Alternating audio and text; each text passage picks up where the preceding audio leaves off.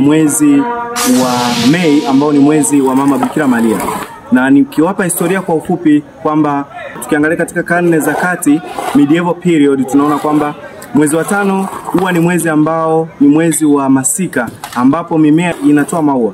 Kwa hiyo sasa wakaamua kuchukua mwezi huu kumwenzi Mama Bikira Maria ambaye ni mama wa Bwana wetu Yesu Kristo, ambaye pia ametuletea uzima mpya katika maisha yetu ya kiroho.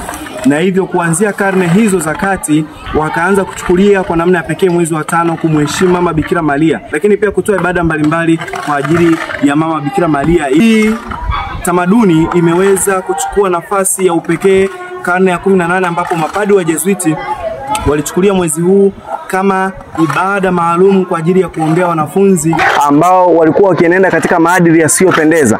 Na basi ndipo kuanzia kipindi hiki jadi hii ya kumwenzi Mama Bikira Maria katika mwezi wa 5 ikaweza kuchukua nafasi na kushamiri katika pande zote za dunia na katika kanisa. Papa pamoja na maaskofu wakaendelea kusisitiza kuwa mwezi wa 5 uweze kuchukuliwa kwa namna ya pekee kwa ajili ya kumwenzi Mama Bikira Maria ambaye ni mama wa Mungu, mama ambaye anatuombea kwa mwanae ili yale yote tunayoyaomba kupitia uombezi wake tuweze kuyapata kweli.